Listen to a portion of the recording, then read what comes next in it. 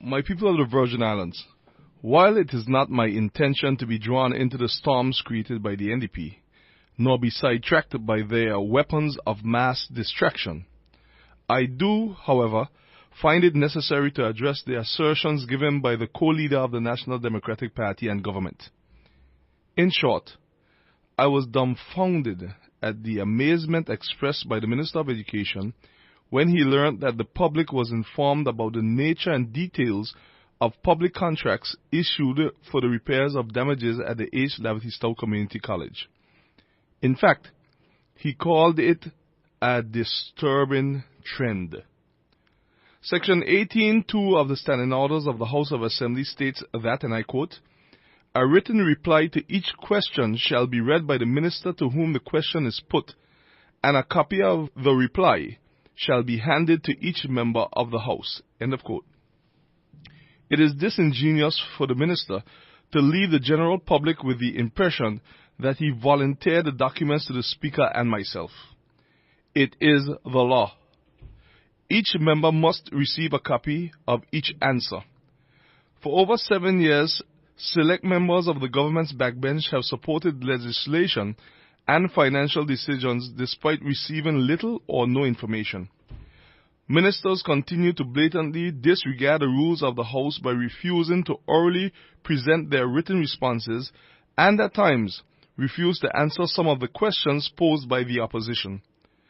This practice will no longer be accepted by me as leader of the opposition. Answers must be written, answers must be distributed to all members, and answers must be given orally.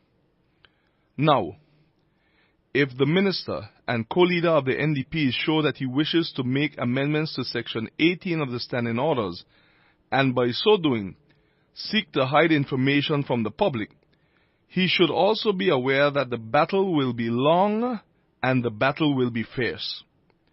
The co-leader is best informed that the next Virgin Islands Party government shall seek more sunlight, not less, and surely not the darkness that he is proposing. What else will be next? Would the minister seek to limit the questions that members of Her Majesty's Loyal Opposition can ask? How else would the taxpayers of this territory know how their hard-earned tax dollars are being spent? Without questions, answers, and full disclosure, how would you, the public, know? How would you know about the $7.2 million that was given to a plane that will not fly?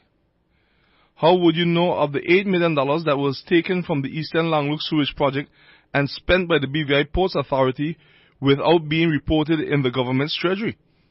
How would you know that a new loan of $8 million would have to be secured as the port is unable to repay the government in full for the hijacked $8 million? How would you know about the $40 million over expenditure at the Pear Park project that was deliberately withheld from the House of Assembly and by extension you the people? How would you know of the $2.1 million of public contracts that were awarded by the BVI Ports Authority management without the knowledge of the board? How would you know about the $1.5 million spent on the wall around the Elmo Stout High School? How would you know about the $3.8 million 10 years rental contract for the public library?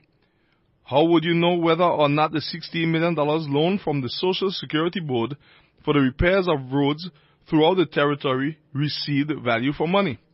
How would you know of the over-expenditure of the Georgie Hill and Hawks Nest road projects?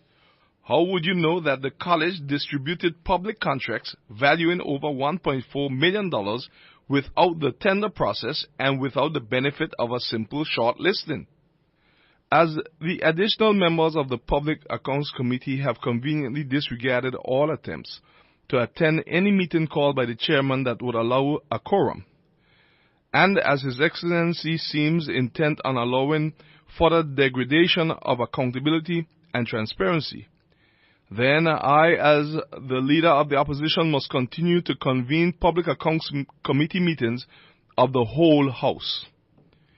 When they took office in November 2011, this NDP government had a golden opportunity to reset the clocks of transparency, accountability, and good governance.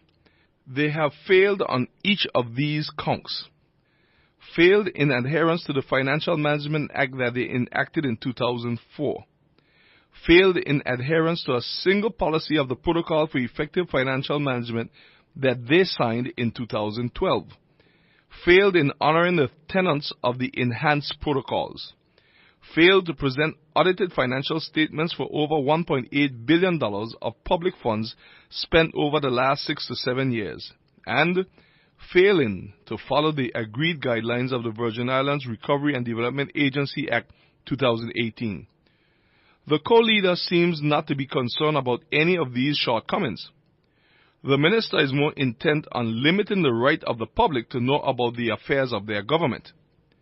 In the interest of full disclosure, the co-leader is best informed that a new VIP government shall either finalize or introduce the Freedom of Information Act, full disclosure of the interests of public officials, integrity in public life, whistleblowing legislation to protect public servants, save for national security concerns, public disclosure of cabinet decisions, and contractor general legislation.